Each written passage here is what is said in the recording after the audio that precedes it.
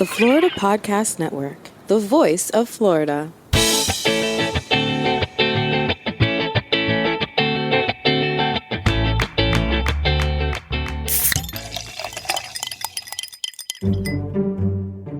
This is Gerard with episode number 48 of Florida's Fresh Mix on the Florida Podcast Network, a random mix of Florida's freshest personalities. Listen in. What is up, Fresh Mixers? Hello, welcome back, or welcome if this is your first time listening. My name is Amber, and I am the lead content producer of the Florida Podcast Network. Your host, his name is Gerard, and he's actually here with me on the mic. Gerard, how's it going? It's going very well, very well. How's it going with you? Quite well. Good to hear. I love this guest so much. Tell him about the guest, Amber. Okay, Gerard. I love him too. His name is Dave Finnigan. He is the author of the Green Actioneers Family Action Guide. So, real quick, what that basically is, it's a workbook for children and their families to read and discover over 100 sustainability habits.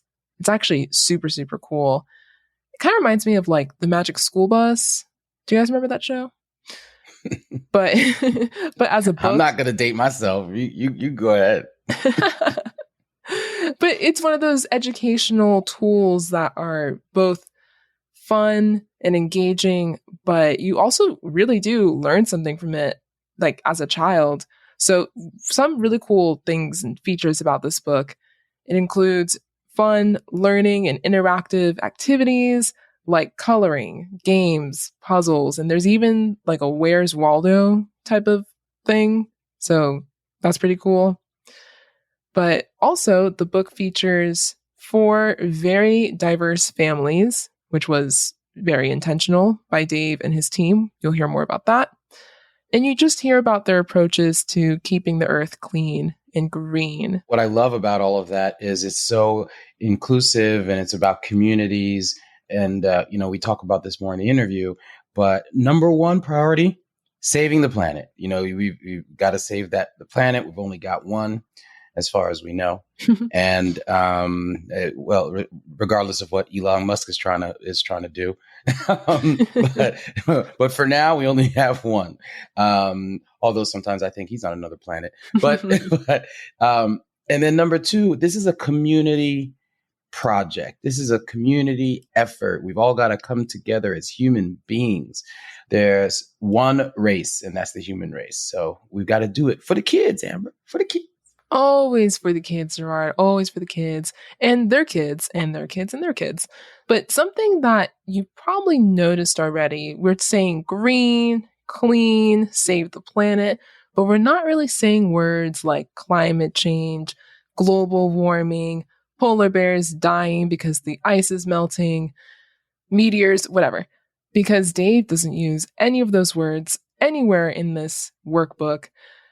And that is something, that's probably one of my favorite parts of this conversation, Gerard, when Dave was explaining how they want to focus on the benefits of sustainability and showing families what it could look like if our world would just implement those approaches more and more, versus what some activists and maybe politicians who really go for that fear approach to climate change, which I guess that could work in some regard. Fear, can often drive We're action. all going to die. Yeah, we're all going to die, so do something. Save the sea turtles, okay? But it's really fascinating to hear Dave's perspective on that approach alone. So yeah, I just wanted to throw it out there.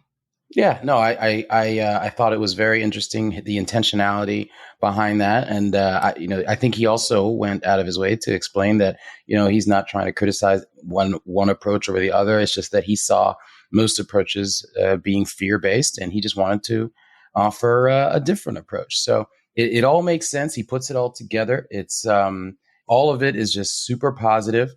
And at the end of the day, regardless of one's approach, it's all about the end goal, which is save our planet for the kids. Exactly. And also, Gerard, Dave is like a master juggler. this man has a very, very strong background in juggling. So that's it. There's that. Gerard, go ahead. Say that thing that you say. Okay, let me say that thing for the kids that I love to say and proud to say. As our devoted Fresh Mixers already know, for the past 3 years, I've proudly served on the board of directors of Guitars Over Guns. GoGo is an incredibly impactful nonprofit organization that offers students from disadvantaged communities in Miami, Chicago, and Los Angeles a powerful combination of music education and strong mentoring relationships with professional musicians to help them overcome hardship, find their voice, and reach their potential as tomorrow's leaders. Please head to the show notes for more information and, most importantly, to donate. You know where the link is. It's always there. And from all the money that you save from using the Green Actioneers Family Action Guide, you can donate to GoGo. See, it's full circle. There you go. There you go. We love a full circle moment here at the Fresh Mix. You know what's also a full circle? The Earth. Wow. Boom.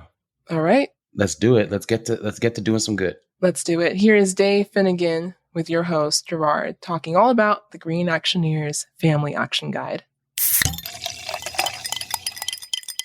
Okay, Fresh Mixers. Today, we are going to explore a very, very important topic that I've been waiting to discuss specifically, which is sustainability of our planet.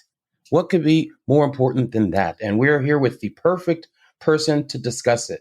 I'm here with Dave Finnigan, who is the author and creator of the Green Actioneers Family Action Guide. Yes, it is as unique and interesting as it sounds. I guarantee that you've never seen an approach towards environmental sustainability quite like this, but let's bring in the man himself and get right into it. How are you today, Dave?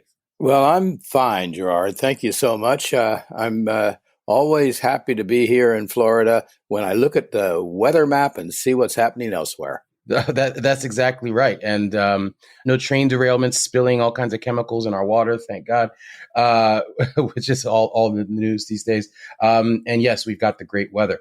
Speaking of Florida, so this is the Florida Fresh Mix, and you are in Celebration, Florida, which does not surprise me because I've seen you up close. I've seen you at Podfest. I've seen your videos. Celebration seems pretty appropriate for given your personality. Well, yeah, my family and I were on the road traveling around the country for 10 years, going school to school, teaching kids how to juggle.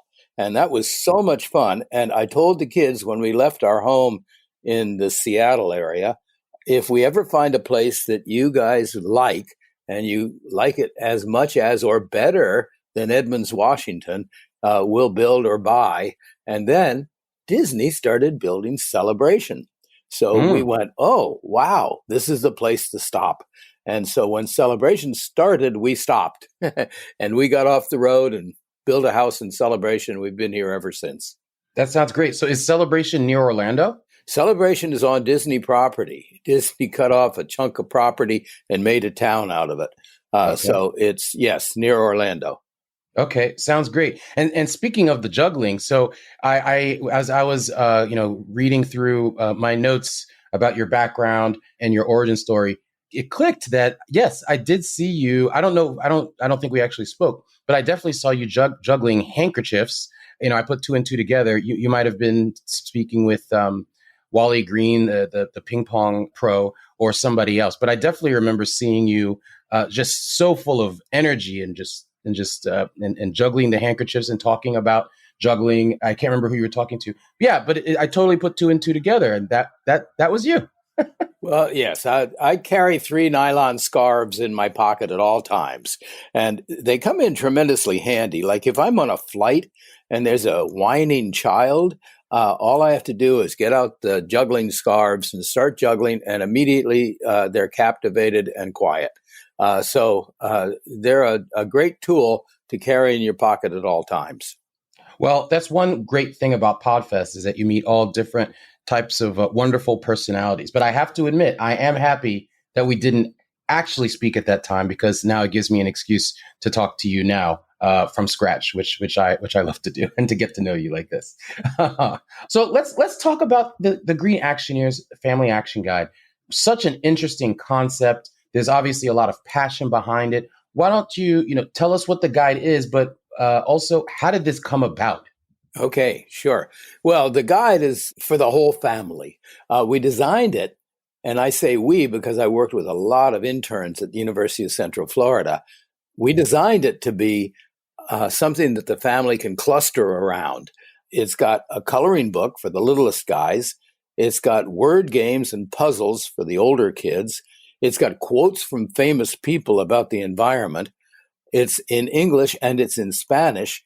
And we have a Where's Waldo feature because somewhere in every drawing, and there are over 100 drawings, somewhere in every drawing, there's a critter, two critters, and we don't know where they're from, but they're part of Muga.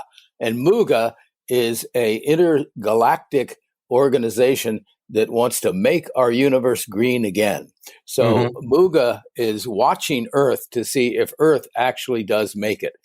So that's what's in the book. And the book has over 100 actions that families can take to save energy, save water, save money, and create a clean, green future.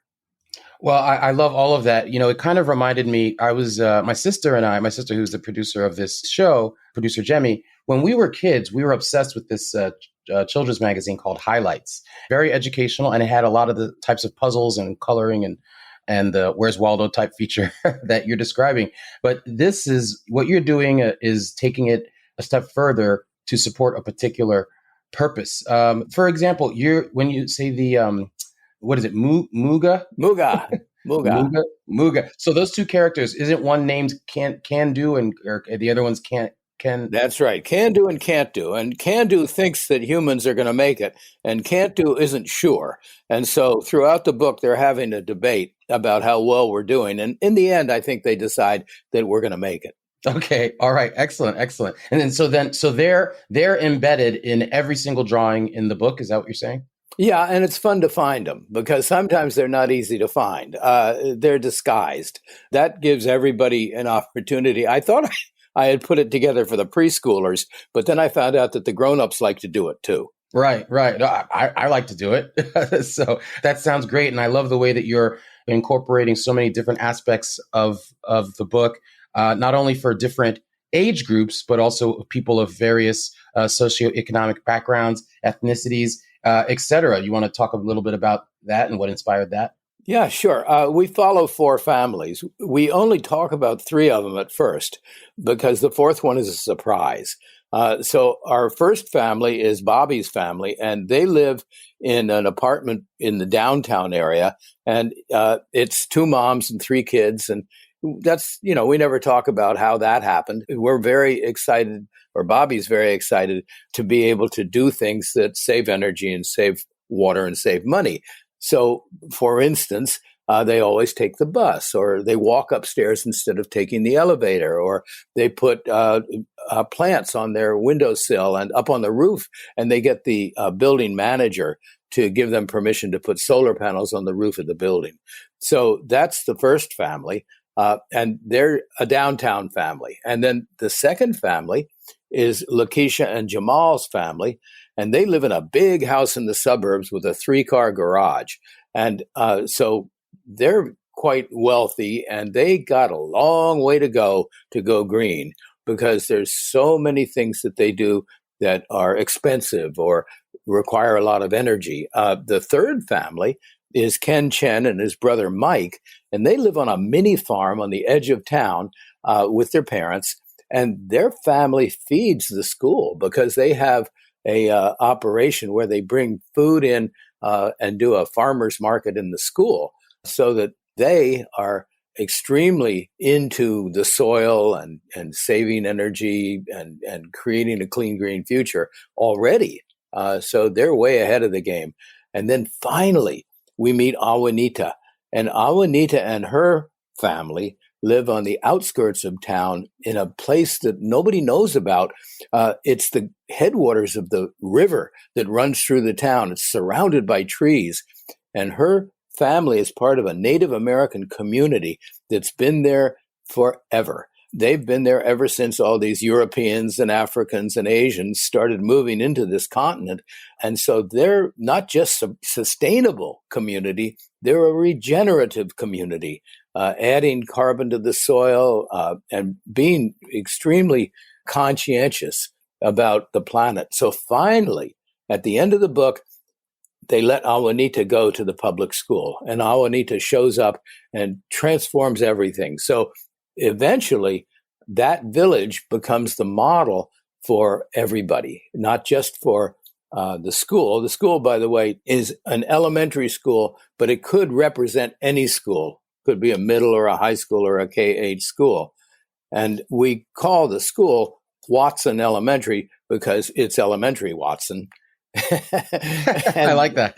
And so at the end, the school becomes very much like the Native American village. And in fact, the whole town adopts the ethos of the Native American village. And then the state adopts it. And then eventually the whole planet adopts this regenerative, sustainable concept that comes out of the book. So the book is a step-by-step approach that we can all take to go from our current way of living to a way of living that's sustainable. So I think all of that is fantastic. I see two primary objectives there in using that approach. One, by having such a diverse cast of characters, you send out the message that, the sustainability of the planet is really the responsibility of all of us. It's not specific to one particular group or type of person, et cetera. We really need to come together as a community. And the other message that I get from that, or the other objective I get from that, is that by having such inclusive characters, you'll draw more people in to pay attention to your message and become interested in the book and bringing families together, like you said, to kind of share the book together. It's been my experience that the more you see a character that looks like you, the more you'll be interested in whatever that activity is. Am I warm? Am I missing anything? Yeah, that's about it. Our intended audience is families, and our method of distribution is unique. It's the same system that I used when I went around to schools and did my juggling program. The flow of the day in the school was critical to the program because I'd start with a teachers meeting in the morning, get the teachers on board. And then I'd take the kids a grade level at a time. At the end of the day, we'd have an all-school assembly so that everybody could see what had happened and everybody got a chance to perform. And then that evening, we had family night, and the parents came in, and the kids would show the parents what they learned, and then the parents and kids would learn to juggle together, and they would go home with 3 juggling scarves per person. So it was a great way to get something important into people's hands, but not nearly as important as this project, because this project, we're going to use the same flow of the day. We start with classroom visits this time, where the person who introduces the program, we call that person Professor Green. And I'm the first Professor Green, but the Professor Green is probably that green-hearted PTA mom who's been bugging everybody about how we need to put solar panels on the roof of this school, and we ought to have a school garden, and why do we have so much trash, and why don't we recycle? Well, that person is going to become Professor Green, and she is going to bring this program to the school. And I say she because it's usually a mom who wants to do this. And so her job then is to bring the books in and go classroom to classroom and get the kids excited about the book, and then take them back and say, if you want a copy of the book, come to family night. Family night is tonight, and everybody's going to be able to go home with a book. Well, that gets the kids excited and gets them to realize that this is not something that they are going to do in isolation. It's something they're going to do with the cooperation of their family. Not just their family, but the entire school community is going to get behind it, because we've created a motor for the ongoing program. And that motor is a big chart out in the hallway. And on that chart, it says our green actions across the top. And then every time any family does anything that's in the book, any of those 100 actions, then the kids get to write that action on a Post-it note and put it out in the hallway. And that gives you a way to look at what you're doing in relationship to everybody else, what your classroom is doing, what you as a family are doing, and what your entire school is doing. So it gives us a way to measure. And if you can't measure it, nothing happened. So this allows us to say, well, in this school, 300 families bought electric vehicles, or in this school, 200 families put solar panels on their roof, or in this school, 500 families did this, that, or the other. In other words, it gives us a way to evaluate what's happening. Eventually, we can quantify that.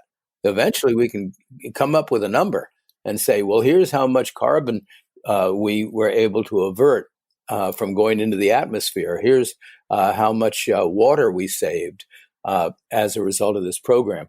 So that's the motor for the ongoing program. Right. Well, you're getting real-time data, but in a fun way, which is excellent. I also don't want to gloss over what you just said, which is just fascinating to me, that there are over 100 actions in this book, folks, about how kids and their families can take necessary steps to go green. Over 100. How did you come up with 100 actions, Dave? And are they all linked to ways to save money, or are some just purely out of saving the environment with no monetary component? Yeah, there are many of them that you can do for free. Things like shifting from chemical fertilizers and chemical pesticides to natural fertilizers and natural pesticides. But it's a long list. And the way we came up with a list was years ago. I got a list from somebody else who was going into schools, and it had about 40 actions on it. And then I've been just adding actions as time goes by, thinking about things that families could do. Somebody came up with a concept of a walking school bus. What a great idea. You could have the parents in the neighborhood take the kids in a parade to school in the morning, and they don't have to all drive their cars. And in a community like ours, Celebration, Florida, the biggest congestion every day is all those hundreds of people bringing their kids to the school. Well, wouldn't it be great to have a walking school bus? It'd be good for the kids' health, and a grown-up could escort them to school, and a grown-up could escort them home, and you'd save so much energy, and it wouldn't cost a thing. Right. And I also think it would be a great way for the parents to get to meet each other. And it just sounds like a win-win-win all around. Well, that's the idea. This is going to become a cooperative effort by the whole community, because what we want to do is aim this not at individual families, not at individuals for sure, but at the whole community, so that the community gets behind it. And that's why we want to go through the schools, because that brings us a big population of people who are going to be proponents of this whole concept. At the end of family night, and it explains it in the book, Professor Green says, grown-ups, if you want to be on the green team for the school, raise your hand. And now we've got a lot of parents with hands in the air because they're in front of their kids.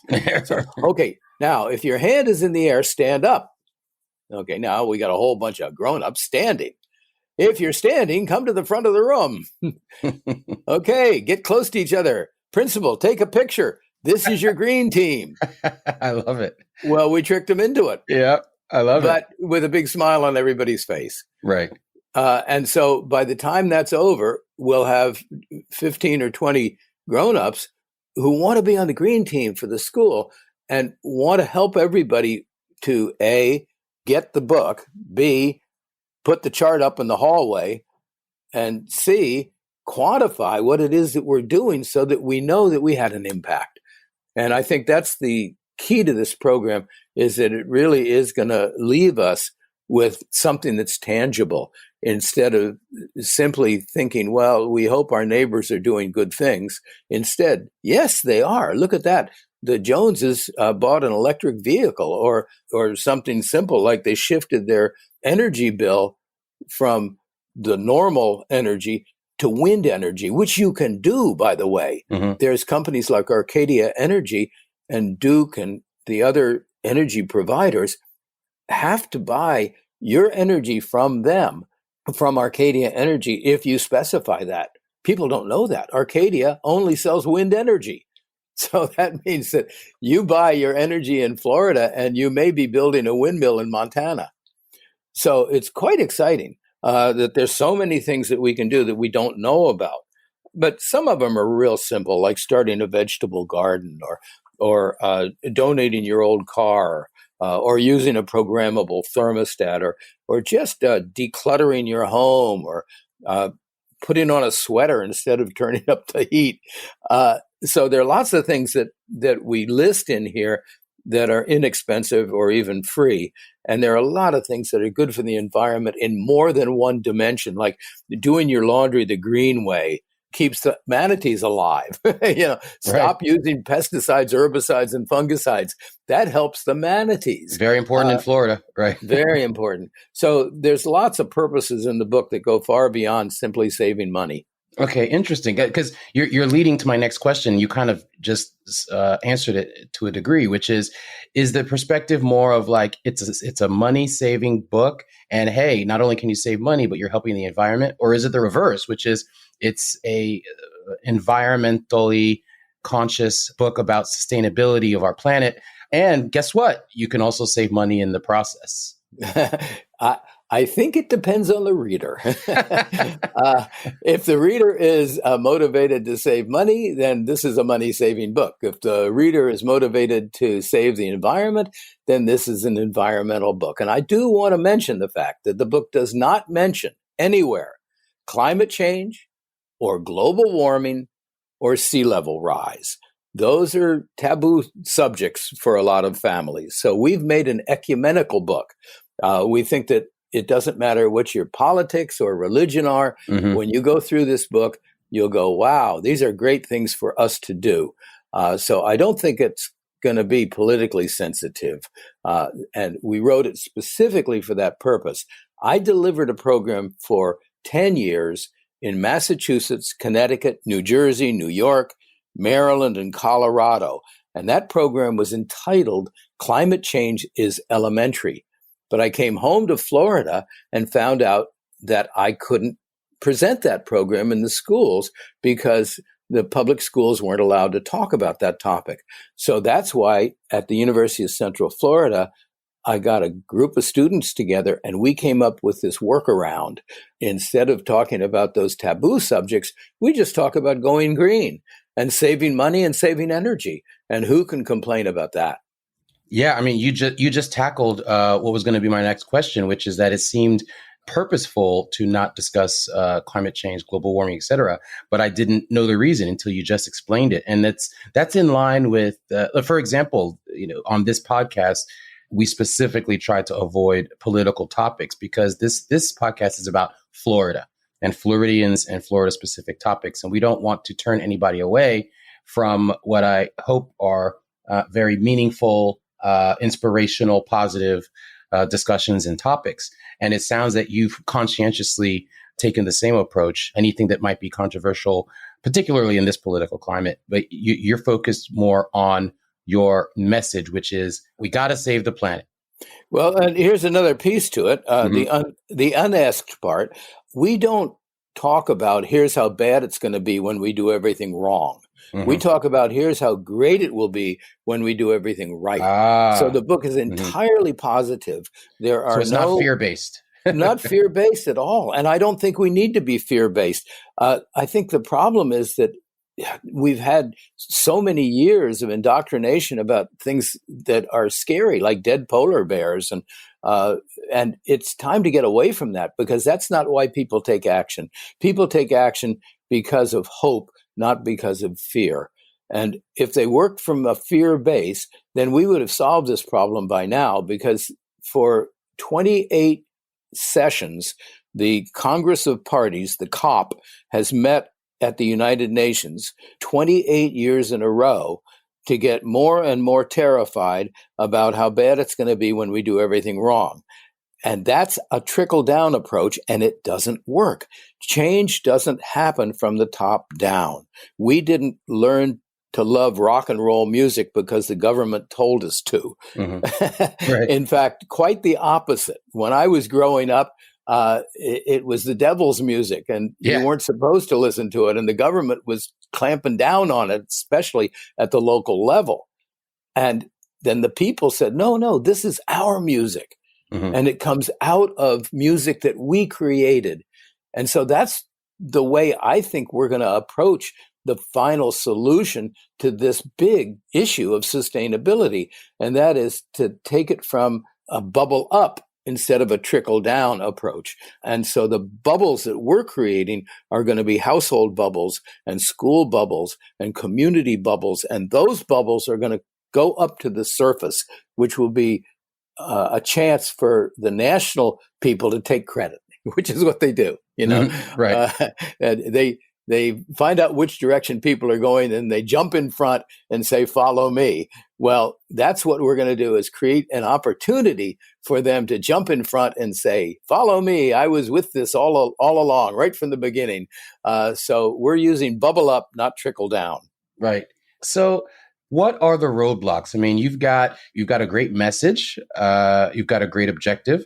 It's fun. It's for the whole family, bringing families together, ideally, and communities. It's open to all, and you can save money in the process. Parents love it. What are the roadblocks to getting this in every school in Florida? Well, I think the first thing I need to do is to publish the book, which comes out on Earth Day, and then go into schools and have permission to video what happens and to get testimonial from families about what happened. And then we'll put that up on social media, and we'll use that for our advertising, and we'll eventually get the program to go statewide and then nationwide. But the obstacle so far has been that I had not gotten books out there because we were waiting for our first school. And so now we're still waiting for a school that'll let us video. We're going to start making school presentations in about a week. And that'll be the first edition of the book and the first chance to go into schools and actually test the program. And then we'll just follow along and keep going into schools and keep creating little bubbles of enthusiasm. And hopefully at some point, we'll be able to video some of that. We'll certainly be able to get testimonials, maybe off of school property. But schools are pretty careful these days about allowing people to video anything that happens in the school. So we've got to either do it later when we find a school that will let us do that, or another approach would be to do a cartoon version of this whole program, where it would be an opportunity for some students, in this case probably interns at UCF, to create a cartoon version of what we're trying to do and then get that up online. So one way or another, social media is going to be the mechanism by which we get the word out about what we're doing. So expect to see stuff on YouTube and on Instagram and LinkedIn and Facebook about the Green Actioneers program, and then it'll grow because that's the way things happen these days. All of that sounds great. And, this is not just a pipe dream. This is not your first rodeo. I mean, you've sold over 1 million books in 7 languages, teaching kids and their families how to juggle. Tell me about how that experience has informed you as far as this new project. Yeah, I think it's really important when you do a project like this to think big. And when I started my juggling program back in 1976, all I did was publish a little book and put it out to the world and started going to schools teaching juggling. And lo and behold, people wanted it, and they asked me to come to their school. And then I trained 50 people to go around to schools and make presentations. So I had people in almost every state in the United States and all over Europe going around teaching juggling. That program was called Juggling for Success. And we followed the same flow of the day. We'd do a teacher's meeting in the morning. We'd get the kids excited during the day. We'd hold family night in the evening, and everybody went home with a book. And then I went to the European Book Fair in Germany, the Buchmesse, and I sold the rights in German, French, Italian, Dutch, Spanish, Portuguese. So I'll do the same thing with this book. It may not be as applicable to other countries because I hate to say it, a lot of them are way, way ahead of us. So they may be going, well, what are you trying to do? Tell us how to live. But on the other hand, within North America, in both Canada and the US, this book could really have an impact. So the idea now is to get it out through those channels that I suggested, social media, but also I'm going to PTA conventions all over the country. This year, I'll be going to the California PTA convention and the Florida PTA convention, and probably to Michigan as well.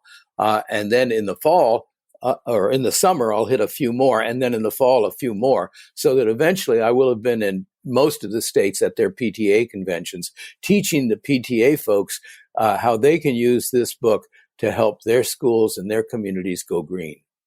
Now, Dave, one of the things that impresses me most about you is that you're just a ball of energy. And I'm not going to disclose your age. I'll let you do that if you want. But you're so focused like a laser on this mission when you could just be retiring and on a beach somewhere. Where do you get your motivation at this point? How do we go from juggling to you being so focused on this eco mission?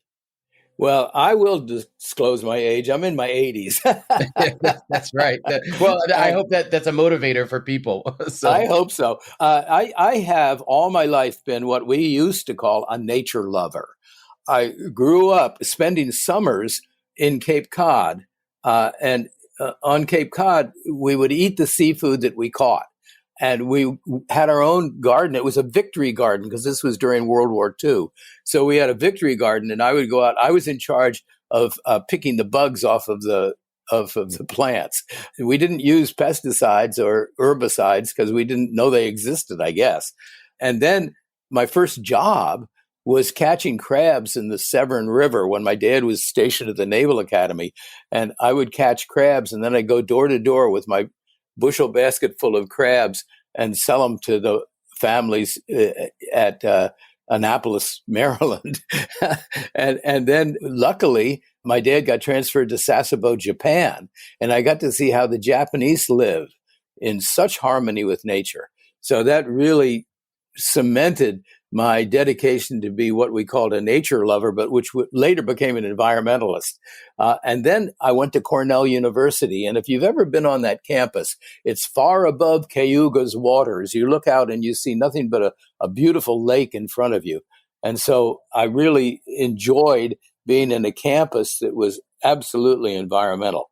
And then I went in the Army, and I went to Germany, and I was the scoutmaster for our troop in the on the base, and I got to go camping in the Swiss Alps with my kids every summer, and every winter I took the kids skiing. So how could you not be an environmentalist after having had that kind of an upbringing? Wow, yes, and I have seen Cornell's campus when I was doing my tour of colleges a long time ago. But you are right; it is gorgeous. How did you come up with this idea for the book? I mean, how long has this project been on your mind? Did it come in a dream? Did it, how did this happen? And how long ago did this happen? So the way I got involved in this particular project is thanks to a movie that I think we all saw called An Inconvenient Truth by Al Gore. And It was my wake-up call to the fact that somebody needed to do something about climate change and the planet. So I then went to training with Al Gore in January 2007. And that's where I saw that his approach was so scary. But wait, hold on. You Dave, sorry to interrupt you, but you just glossed over it. So I can't just say, hey, so I just hung out with Al Gore. How did you two come together? Oh, he has a training course that he takes around the world, and he trains people to go into public venues and to be speakers and to talk about how bad everything's going to be if we do everything wrong. Mm-hmm. And that is what made me realize that my mission was to be, I don't want to say the anti-Al Gore, because I really appreciate what he's done, but to come in from the other direction and to say, here's how great things are going to be when we do everything right. So that's when I said to Mr. Gore, I'm going to take the program that I've done called Juggling for Success, and I'm going to create a program called Climate Change is Elementary, and I'm going to go in and present this information at the elementary level, which I did. Mhm. And it worked very well in states that don't have a lot of opposition to the issue of climate change.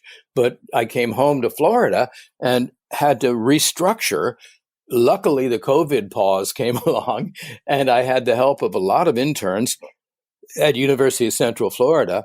And we have been able to create something that I think takes an exactly opposite approach and gives everybody positive reasons to go green that don't necessarily have to do with science or with this climate change issue, which is somehow a controversial issue. Should not be, but is a controversial issue.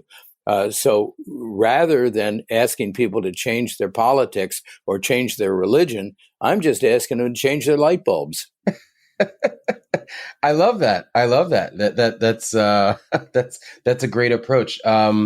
I remain confused, and I think you kind of touched upon this. I guess I remain confused about, what resistance there might be from higher ups at the schools. And I guess what you've kind of expressed to me is that you need proof of concept, right? You need the videos. You need to show at least, at one school, which it looks like you're about to start a pilot program pretty soon. And I get all of that because the schools, the principals and whomever else are the decision makers, want to see proof of concept. Are you confident that once they see proof of concept, that there won't be resistance for some other unexpected or frankly silly reason? Well, the way that I'm approaching it is that I'm using Florida as my worst case scenario, and I'm using California as my best case scenario. Makes sense. Because I'm going to both the California PTA convention and the Florida PTA convention. When I went to the California PTA convention last year, and it was masked, we were all masked. It was at the end of the COVID period. I had 150 moms come to my table and sign up to have programs at their schools. Wow.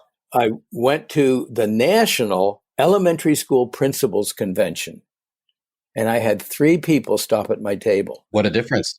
So that told me this is not going to come through official channels. This is going to be something that we, the people, insist that our schools undertake. And the schools may be resistant because the worst thing for any principal is to have a parents group march into their office and demand that they stop something. And that happens. And principals are very wary of anything that could be religiously or politically sensitive. And this topic, for some reason, has become, in this country, religiously and politically sensitive. Now, you go to other countries and it isn't. But here it is. And so rather than confront that head on, we're taking an end run. And we're talking about things that have nothing to do with climate or with global warming or with sea level rise. We're talking about saving money and saving energy and having a clean, green future. If you're a dad and you're a hunter, you want more game to shoot. We're going to get you more game. If you're a fisherman, you want to be able to eat your catch. And once the water is clean, you can eat your catch. If you're a day laborer and you work outside, you want shade, you want trees, and we're going to help you get trees. And if you're a farmer, you want clean soil. So these are things that some people who are in those categories might have a political or religious objection to the idea of climate change or global warming, but they're going to warm up to the fact that what we're really talking about is helping them have a better life. And that's our approach. We are not dictating toward anybody what they need to do about the climate or about global warming. We're entirely focused on their family, their community, saving money, saving energy, and eventually having a clean, green future for everybody. Now, Dave, you're obviously extremely passionate, and I just find it to be so inspiring. So I'm going to test that passion. I'm going to ask you a question that comes from the most cynical viewpoint I can possibly think of, just to get your reaction. Now, I want to warn you that this is not my viewpoint at all. This is not my viewpoint at all. But let me ask you this.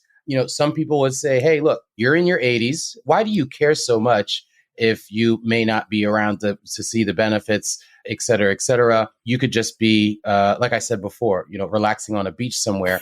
What is your why? Why do you care? I think it's important to have a mission in life. And your mission should be something that cannot be accomplished by you working alone, nor can it be accomplished within your lifetime. And if you have that sort of a mission, then you are fulfilled, because every breathing moment of your life, you're on your mission. And so that's the way I feel about it. I certainly don't harp on this to the extent that I don't do anything else, because I'm a renowned swing dancer, and I'll be out every Saturday night and probably 2 or 3 times during the week dancing with my friends, because it's important that you maintain your physical health in order to be able to continue on your mission.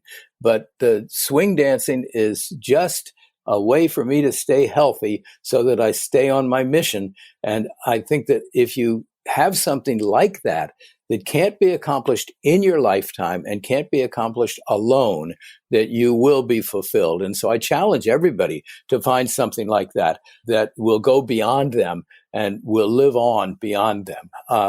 For me, juggling was okay. I get thank you notes from professional jugglers all the time, and from amateur recreational jugglers saying, "Oh, you changed my life." Well, if I change their life with a silly little thing like juggling, just think what we can do with something really important like a clean, green future. Right. Oh, wow. I love that answer. And I'm definitely going to listen to it over and over again. It's very inspiring. And when it comes to, let's say there's a newbie that you've convinced to take a first step, someone who's never really thought about, protecting the environment in the past. You're like, okay, all right, what's the first step? What's something that I don't want it to cost me any money? I wanted something simple I can do that will have some kind of impact. Give me one thing to do and I'll do it. What is one of the first actions that you would suggest that this person would take? If you go to my website, which is greenactioneers.com, you can download a copy of the Green Actioneers Family Action Guide for free. And then you can use that as a way to find that particular thing that you can do right away. And it may be simple. It may be like, don't go to the mall, go to a thrift store. And that's a really important step for some people to take. Can you expand on that a bit? Because can you explain that a little? Well, sure. You go to the mall, you're buying something new that probably got made in another country and then got shipped thousands of miles to come to you. And so all of the carbon that got used in making the product and shipping the product and stocking the product, that can all be averted by going to the thrift store. I took my son when he was about 13 or 14 years old to a thrift store for the first time. First, we went to Sears to buy him a shirt. And he said, "Dad, there's no selection here." I say, "You want to see selection? Come with me." We went to the thrift store. He said, "Oh, Dad, I hope none of my friends see me in here."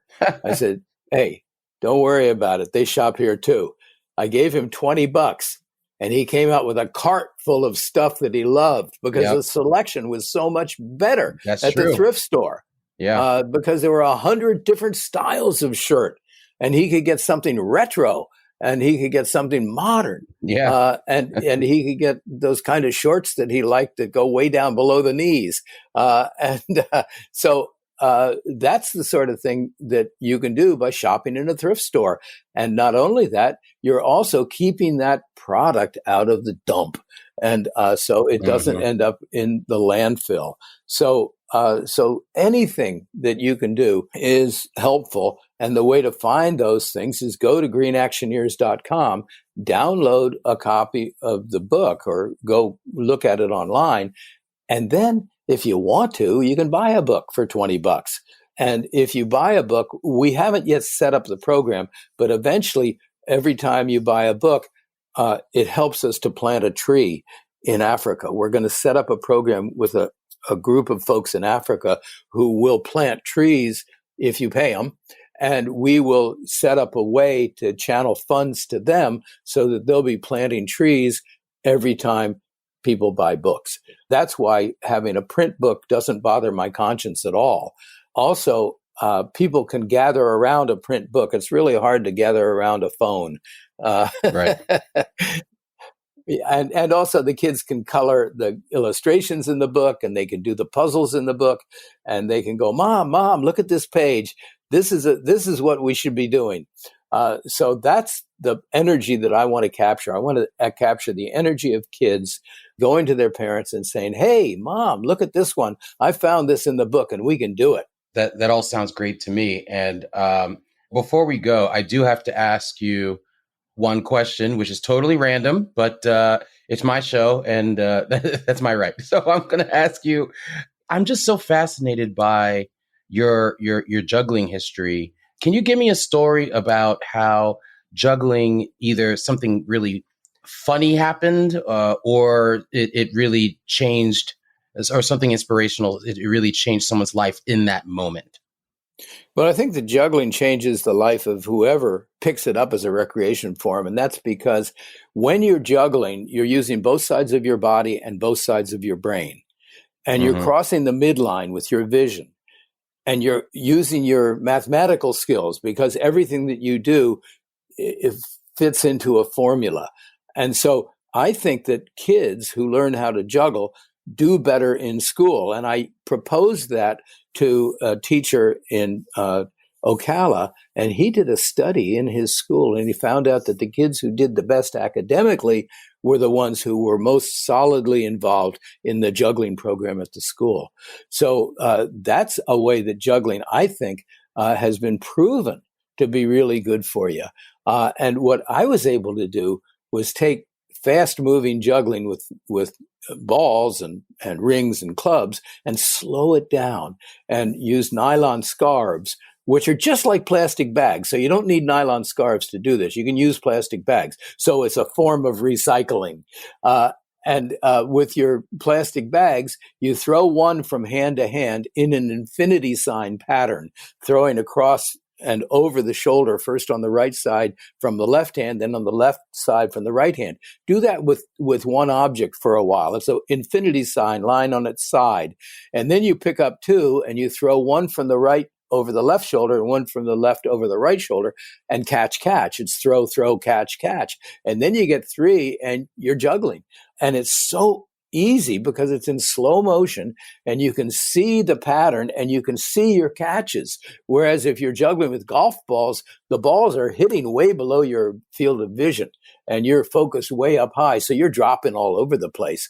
But with scarf juggling, immediately you can learn how to do it. And so every time we did a juggling program in schools, you would see the light bulb flash over people's heads as they got it. They get to a count of about 12 or 13 or 14 in their juggling, and you see the light bulb go on.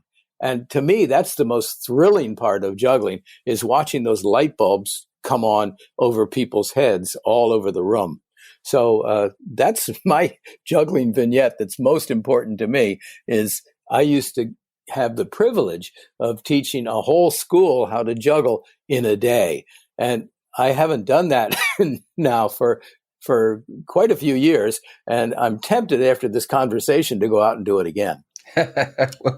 Well, good. Well, if I played any role in that, then I've accomplished something positive. But the most positive thing I can think of from this conversation is the expectation that we will see the Green Actioneers Family Action Guide very soon and spread like wildfire across the country.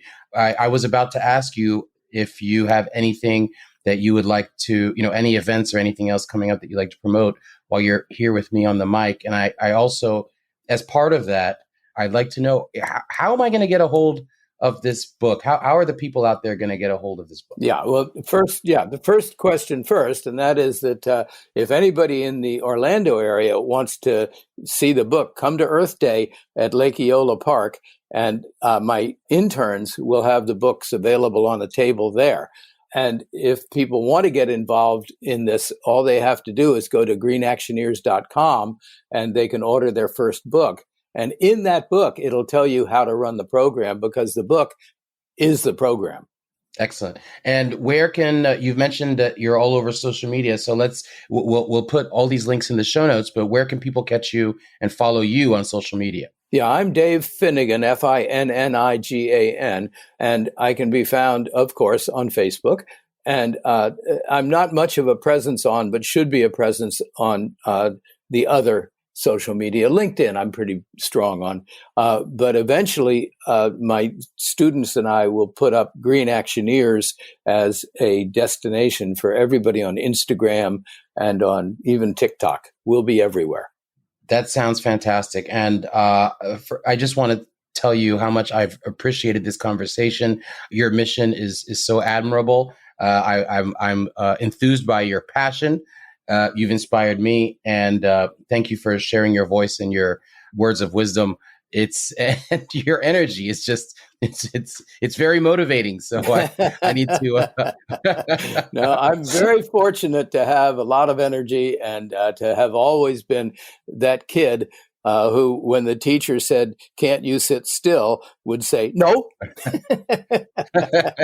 Yeah, you're making me think, Dave, that I need to get my life right. I gotta change something so I can have as much energy as you do. But thank you so much for being on the show. I truly appreciate you, and I wish you nothing but the best in your mission. And I know things are about to get started with this new school, and I look forward to tracking your progress. And hopefully, we can reconnect a little bit down the road and see how things have gone. Yeah, and if any listeners want me to come to their school or want to start a program themselves, if you're going to be videoing that program, we would really, really appreciate seeing a video from start to finish, starting with the teachers meeting in the morning, going to all the classrooms, having family night at night, and having people build the chart on the wall in the hallway. And so if there's a school that can get away with that, we'd love to see the video. There you go, folks. Look, contact Dave. It's for the kids. It's for the planet. It's for humanity. It's a win-win-win. And you can save some money. All right. So let's get her done. All right. Thank you so much, Dave. I really appreciate you. Thanks a lot.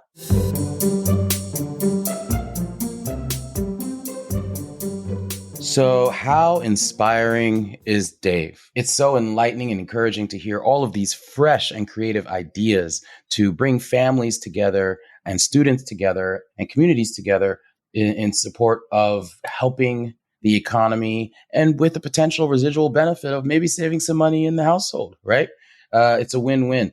And so, I just loved all of his ideas. I loved his enthusiasm, his passion. That entire interview was a chock full of actual solutions, and what a great project that he's working on with the Green Actioneers Family Action Guide. I think the interview pretty much speaks for itself. What I want to talk about is a nugget towards the end of the interview that really, really made me think. I don't know whether he came up with this off the top of his head, but I really feel that this is genuinely Dave's kind of spirit sauce. This is what flows through his veins. He said, your mission in life should be something that cannot be accomplished by you working alone, nor can it be accomplished within your lifetime. And if you have that sort of a mission, then you are fulfilled, because every breathing moment of your life, you will be on your mission. Wow. A couple of things to unpack here.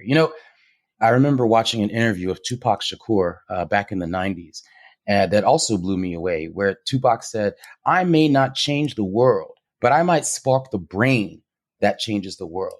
What I draw from both of these comments is, your life's mission, if you do it right, will not end with you. I thought that was so powerful.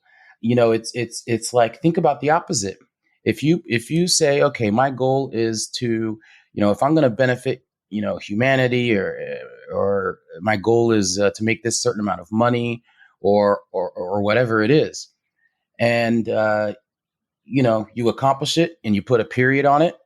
And then after that, what else are you going to do? What's really going to fulfill your life after that? What are you leaving behind? What do you have? Have you built a foundation for the building blocks of something magnificent to happen, to grow, to thrive, to prosper for future generations? What will be your legacy? I thought it was powerful stuff. And I also like the component that he added about it's something that you cannot accomplish by working alone. It's about accomplishing something with the help of others, bringing people together. I've always believed that synergy is a powerful, incalculable thing. That when something is truly synergistic, that the sum is greater than its parts. And by bringing other people into the fold with your mission, you'll cultivate much greater outcomes than were you to be working alone. And it's also more fun to work with people. People need people, right? Like that Broadway show said back in the day. And I'll end with this. His spirit really reminded me a lot of Sabine Kvenberg, who I've become very good friends with after interviewing her in episode 37. Both of these people, even as they're entering their golden years, which I'm sure they might even take issue with me calling it their golden years because they're so young at heart. I mean, you've got him doing his swing dancing and he's taking on this mission as if it's a brand new mission. He hasn't spent all his life trying to save the planet. This is his new chapter. He's literally the definition of age ain't nothing but a number, right? Like I said in the interview, he could be out chilling on a beach somewhere, but this is his passion. But he throws some fun in there too. I'd like to see some of that swing dancing, Dave. Go on with your bad self. So that's my fresh take. I hope you enjoyed it. And please, I look forward to having you listen in on the next episode of Florida's Fresh Mix podcast. Take care, y'all.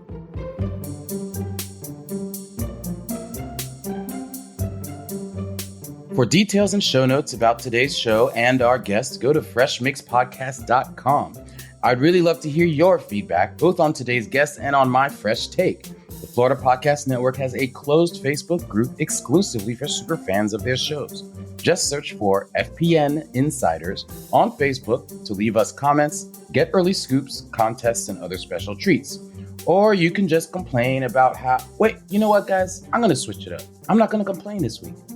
Instead, I'm going to talk about how much I love daylight savings time. We just had it this weekend. And in Florida, it's especially delicious because even though you do lose 1 hour of sleep, particularly if you're out at the club, having a good time, because it happens on Saturday night late at like 2 a.m. But the best part about it is when you're in Florida, you get an extra hour of sunshine. And that sunshine really matters because it's warm here. It's warm and beautiful. All right. Anyway, be sure to visit all the great shows on the Florida Podcast Network. Keep catching Who's Fresh in the Florida Mix with Florida's Fresh Mix podcast.